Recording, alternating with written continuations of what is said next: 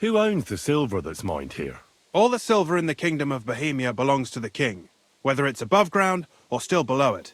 Though I'm sure you understand, the king has a lot on his mind, and he can't be expected to worry about mining. So he leases out the mining rights to his tenants.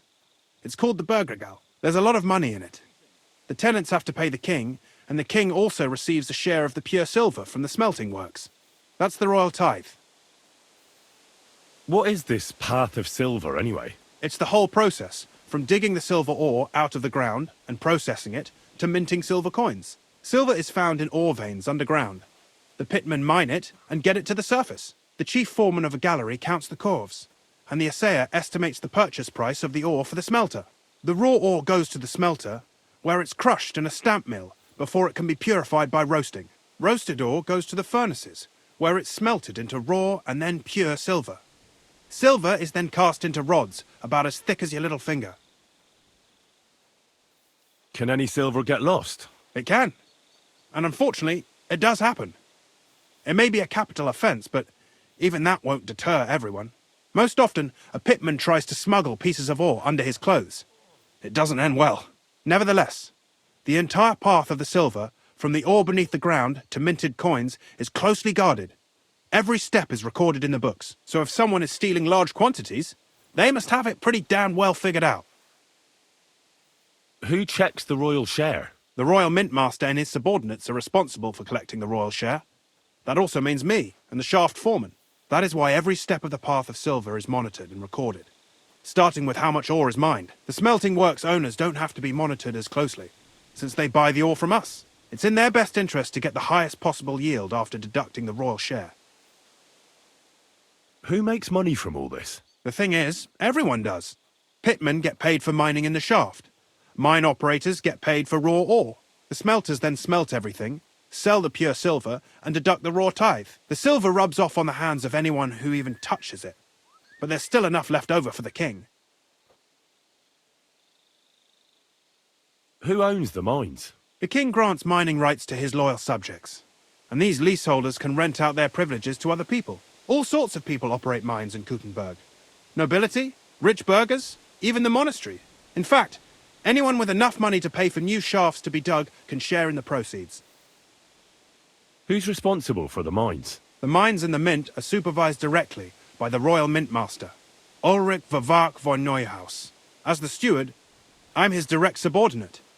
I oversee that everything runs smoothly on his behalf. Then come the chief foreman, then the other foreman, and finally the ordinary pitmen in the shafts. But I don't come in contact with them very often. We follow the path of silver until the moment an ore merchant buys the ore from us and takes it to a smelter.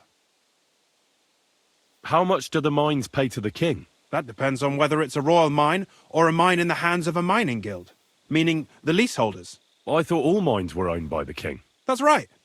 But it's much more profitable for the king to grant mining rights to rich mine operators. They bear the cost of mining themselves and pay him a share. The king receives 1/3 of the profits from his own mines, but only 1/5 from the leaseholders. That's how he gets what's his from all the mining. What about the other 2/3 of the profits from the king's mines? Those go towards the costs, of course, for operations, wages, and shaft security. Who's responsible for the smelting works? They have their own owners. They buy ore from us and smelt it into pure silver. Then, they deduct the royal tithe, and they can sell the rest. And not just silver. Processing the ore yields a variety of other materials that can be sold just as well.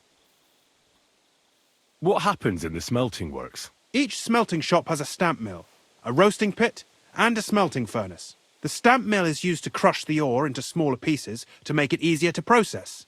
After that, the crushed ore is roasted in a roasting pit to remove most of the impurities. Finally, everything is smelted in a furnace to separate the pure silver from the slag. So it's processed similarly to steel for smithing? Yes, but in steelmaking, you don't have to weigh and record every step thrice. How are groschen made from the silver? The royal share from the smelting works goes to the mint in the Italian court. There, the coiners hammer it out into silver sheets for cutting the coin blanks.